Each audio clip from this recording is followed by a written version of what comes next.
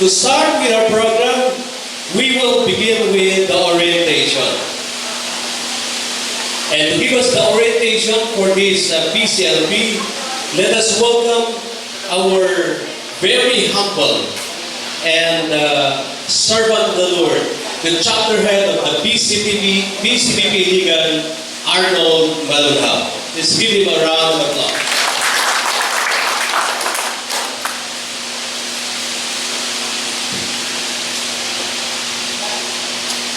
Thank you, Brother Modernize.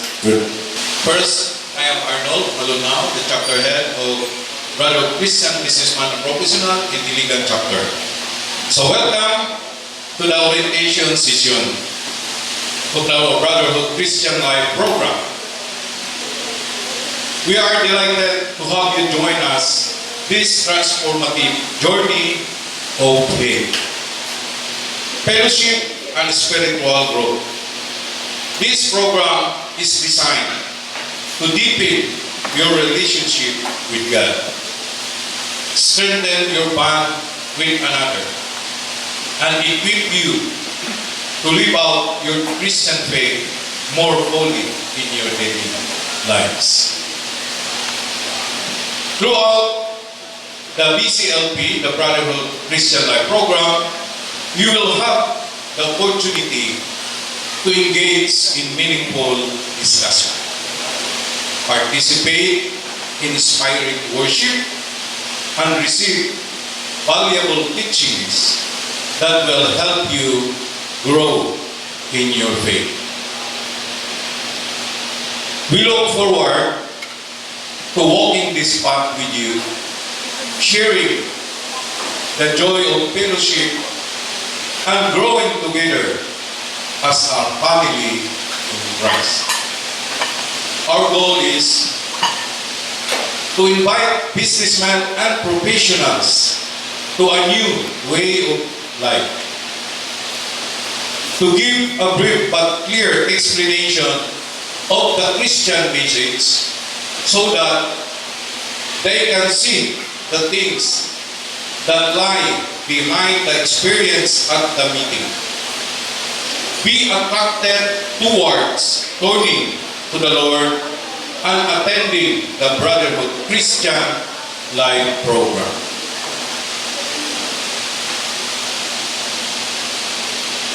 So, in the overview, being new this community, kung pwede na ako'y tawagon nga na ako'y pangutana sa atong participants, isa or duha lang kakupol siguro. So una, kinsabay mo volunteer sa inyo. Una, first couple, na lang ko'y gamay pangutana. Ani, unsa inyong expectation na nganong ni-join mo sa PCLP? Kanala? Walang siya sis, no? Expectation nga nung ni-join mo sa PCLP. Ayun, para na lang madiritso sis na ikaduha pag yun, iunsa ninyo kabalubahin aning PCLP o kinsa ang ka-encourage sa inyo na mo-join mo sa PCLP. Ito. Okay. Sige sis. Okay, couple man. Couple. Okay. Good morning sa tanan. Sir, our brad. Yes. Kung ang akin okay, look up na ayaw invite Okay. So, sige, thank you sis. Another, kinsa na couple. Mura ka ako mga question, kinsa. Paulaw mo, aligid pare-pareha pa sa lima. Okay. Okay, good morning. Sis, may nailaw Alexis P. Kala mo sis. Ako si Marvin Mihurada. Akong bata, tumunod ito ng mga anak. Okay, actually, last sa tumatay, nag-meeting me sa PPC, sa akong church. Dahil after nag-meeting me, approach me ni Doc Max, na mo appeal aning PBPC. Dahil wala mi ani idea o unsa. So, then, last week, nag-follow up si Doc Max na waten me. Wala dyan may idea kung unsa ni siya. Dahil kagabi, hindi mo siya, apil mo sa CLT. Ko nga, ako po dyan hiingnan nga, ina si Doc Max, na humana naman ta sa Couples for Christ. Oh, we are member of a Couples for Christ. Actually, we are Singles for Christ. Dayon, pamilya na mo, ng Couples for Christ ni. So, niingon nga, ina si Doc Max, na humana ta sa CLT, sa Couples, yung lahat ay. So, what we are expecting is more on a relationship with God, because as we observe nowadays, especially raising our child, really to live without God. So, through this, I hope na makatabang ni as parent na tumuhod pa sa among mga anak. Mas mapadoon pa sila sa kay Lord. So, through this program, I hope na not only for our family, but also mas spread out pa throughout the community, especially as a teacher. So, ako kayo ning hagit sa ako, para sa ako as a teacher, kay amo ang mga estudyante, because I am teaching in a public school. So, ako kayo ng hagit, kay ang life karon sa estudyante is different sa life na ako sa una. So, kanalang siya, then, good morning. Okay, thank you sa sis, no? Salamat. No, atong nandunggan po ang coalisis ato kung sa iyang mga expectation, kung sa o kinsay nag-invite. So, okay, so thank you for sharing your expectation. Now I'd like to share with you the brief information on what BCBP, the Brotherhood of Christian Businessmen, is all about. Then first, the brief information on the BCBP. Nandun na sa ato ang lead wall, kita nyo gusto, then maminaw ko pa. First, the Brotherhood of Christian Businessmen and Professional, the BCBP is number 1, a non-profit, non-stock corporation duly registered with a Security and Exchange Commission. 2, a Catholic organization registered and recognized by the Archdiocese of Manila and the other archdioceses where it's operate. So, wala din sa Mindanao sa Iligan, including the kabalo na si Bishop Jose Rapadas, and also ang atong pare na din sa Kauswagan, ang atuan siya through the letter of approval of Bishop. No? Then number 3, it is open to all other Christian domination. Siya. So, unsay pasabot ani, it means it is not registered to members of a single Christian domination, but is welcome to the members from various Christian traditions. Then number 4, its basic mission is to evangelize the business sector and professions. Then the primary goal of BCBP is to spread its religious belief, teachings, and values within the business community, evangelizing in this aim of influencing and inspiring individuals in the business sectors to adapt or to strengthen the religious belief and practices, and also the professionals. So what is the Brotherhood Christian Life Program? The BCLP. The Brotherhood Christian Life Program is a course in Christian renewal for businessmen and professionals under wives, ang atong partners. No?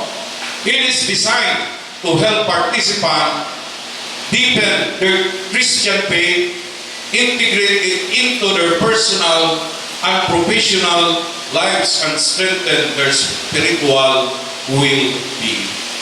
Second, a venue where one has not yet met Jesus as an opportunity to meet Him for the first time.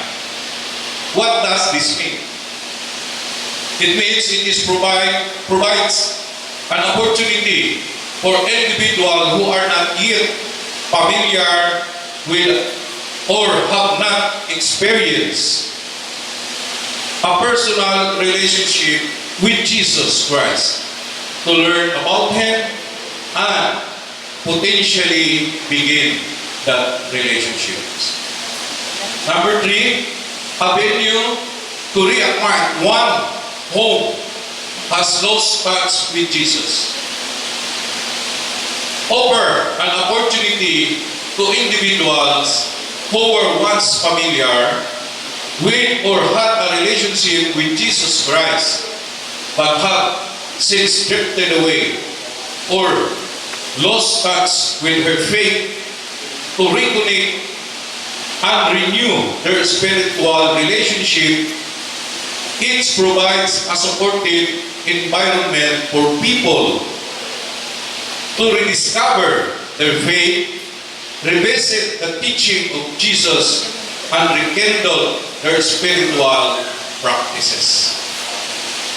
4, a venue where one who loves Jesus can grow to a greater love. Unsa may pasabot ani? Kini nagpasabot sa usa kadapit o palibot nga nagaamuma ug nagsuporta sa espirituhanong pagtuo sa atong mga individual nga adunay laom nga gugma sa atong Ginoo. It is provide opportunities for living, worship, fellowship, and service, all aimed to helping individual deepen their relationship with Jesus and grow their faith. The concerning participation, A, be present during all talks. Tasks and talks are divided into 3 modules of 4 talks per module. Only 1 absence will be allowed per module. Nanuman. Or mahingo gani, di man kita absent during sa atong session from day 1 karon until mahuman ang ato ang selfie, which has to be up with tapes and recorded talks and discuss with FGL. Kung mag-absent ang ka, dili man sa ingon kay service mo ato pero luoy po ang ato ang discussion group leader nga pila lang kabuok ang absent dayon anhingan din ni kay para i-kuha siya sa talk nga wala niya makapili. So, una ako hangyo mahimo ato yun atinan. Kung dili na gyud kayo emergency, di ka mag-absent sa atong CLP talks, no? B, strictly adhere to time schedule. Keep activity involved during the group discussion. D, take notes during the ongoing talk. Then, naman tayo iangkat sa inyo, sa inyong papel or open, naman something na inyo lang chat down pa para dili mo makalimot. Then, cooperate with the discussion group leader kanang na-advertise karon din nakauban niyo sa inyong table who is assigned. Then strictly observe the following. No, ako lang hangyo labi na sa ako ang mga brother naman yung uban, di man na, pero na ako pasin pa na uban na kanang manigarilyo mahimo dili ang kita manigarilyo labi na adin sa gawas. So, kanala mong hangyo din, no, alcoholic beverages, sa atong ang gilit-gilit, kaya narabay bar, din ba, kasi mo hangyo, kita mong skat. So, lang. Then, sa ato apon nga kuan individual, dili na lang nato ni appeal start status, okay naman eh. Then, sa concluding exhortation na lang ako, so the BCLP is always successful. However, the result of your own personal success will depend largely on your cooperation. So, nagdepende ni sa ato ang kita ka-participant ato ang CLP ato gid siyang mahuman og successful nato kini nga ma-perform. We count on your Lord's abundant graces to help you out, but the end result is dependent on how you avail this nga mga graces, mga grasya nga atong madawat sa inyong depende na niya. So the one important features for your success is proper disposition. We ask you not to prejudge the BCLP. If you came with any biases, we ask you to open your hearts and minds and allow Jesus to work in you. At the end of the fourth session, we will ask you if you wish to continue or drop off. It is only then that you will be able to judge for yourself the merits of this program. But until then, we ask you to have faith in what the Lord Jesus has done you. So once again, good morning sa ato ang tanang participants. Thank you.